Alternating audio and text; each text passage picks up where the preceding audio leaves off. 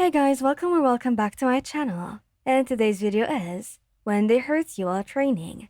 Please don't forget to subscribe, like, and share. And let's get going. The scent of caramel was a familiar comfort, a constant in your life since Katsuki had bulldozed his way into your heart. Beside it, the grounding presence of pine and the faint, metallic tang that always clung to Ijiro was equally reassuring. Your life, once a quiet hum, was now a vibrant and chaotic symphony by your two explosive boyfriends. Today, however, had taken an unexpected, painful turn. You'd been at the training grounds, observing Katsuki and Ijiro during a spar. It was a common occurrence. You loved watching them, the raw power of Katsuki's explosions, countered by Kirishima's unwavering defense, a dance of destruction and fortitude that was somehow breathtakingly beautiful. You were perched on a high vantage point, sketching in your notebook and lost in the rhythm of their movements. "Watch out, Shitty Katsuki roared, a large explosion tearing through the air. Kirishima, hardening his body, took the blast head-on, but the force of it sent him skidding backward. A trajectory that he suddenly realized was heading towards you, before you could even register the danger, and before you could scramble out of the way.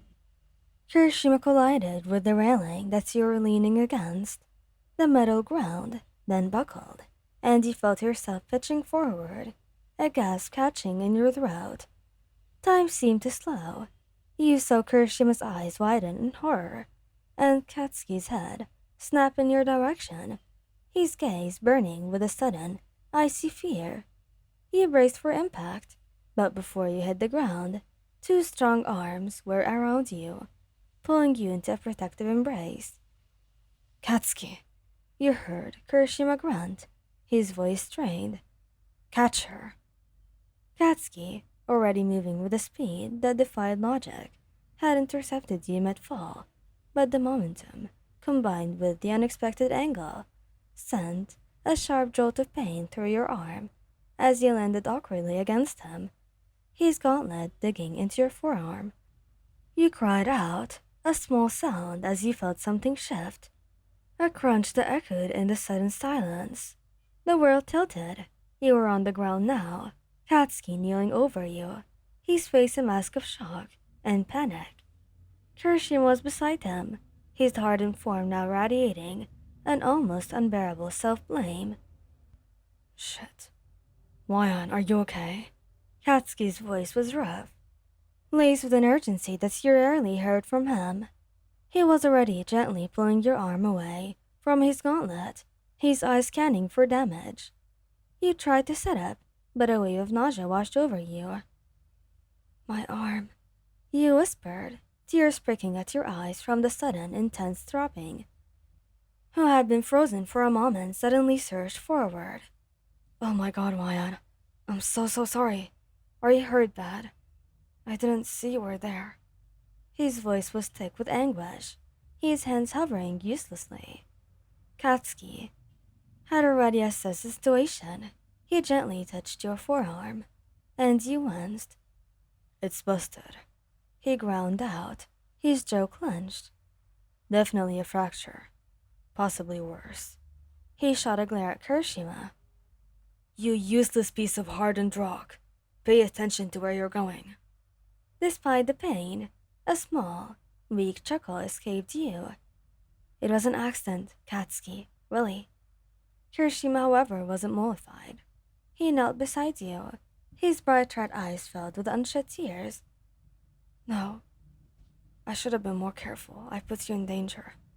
This is all my fault." He reached out, his hand trembling, as if unsure whether he was allowed to touch you or not. Katsuki, seeing your discomfort, surprisingly softened his tone, although his anger was still simmering beneath the surface. "Don't just sit there moping, shitty hair. Get your ass to recover, girl, now." Kirishima, ever eager to make amends, scrambled to his feet. "Right. On it." He dashed off, a blur of red, leaving you alone with a surprisingly tender Katsuki. He carefully lifted your injured arm, cradling it gently. "Does it hurt here?" he asked, his voice low. You shook your head, biting your lip. "You scared the shit out of me, Mayan," he murmured, his gaze meeting yours. "I'm okay, Katsuki. Just a little bruised." He snorted. "Bruised my ass. You're going to be in a cast for weeks." He ran his thumb lightly over your knuckles. "I swear to God, if that idiot ruins your sketching hand, I'll blow him into the next dimension." Before you could respond, Kirishima was back, recover girl behind him. My, what do we have here?" "An accent, I presume." She gave Kirishima a pointed look, who immediately wilted. The next few minutes were a blur of assessment, a quick kiss from Recover Girl, and then the familiar dull ache of a healing bone.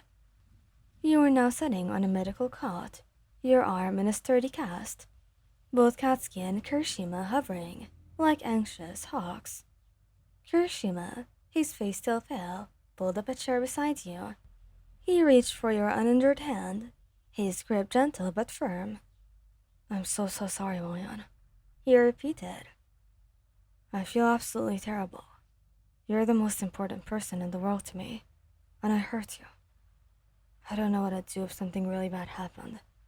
Katsuki, on your other side, let out a frustrated growl. "She's fine, you idiot. Thanks to me for catching her. And don't think I'm letting you off the hook for this. You're gonna be doing all her chores for the next month." He smiled. "That sounds like a good deal to me." Kirishima's face brightened. "Anything, really. Anything you need. I'll make you your favorite meals, and I'll help you with everything. I'll even let you in at video games. Is that good?" Katsuki scoffed. "As if you could ever beat her in the first place. Pathetic. Seriously though, are you alright? No other pains, and no headaches?" You leaned your head against his shoulder. "I'm okay, Katsuki, really. It was just a shock, nothing more. And it wasn't your fault, Ijiro. Accidents happen." He squeezed your hand gently. "Still, it's my job to protect you, and I messed up." Katsuki pulled you closer. "Our job, you mean? Next time, make sure your hardening is actually useful." Kirishima grinned. A small, shaky smile. "Got it." And just like that, you knew you got your revenge. After all, Kirishima was doing all your chores for a month. Wasn't that a good deal? Thank you guys for listening. Hope you liked this video. Please don't forget to subscribe, like, and share, and goodbye.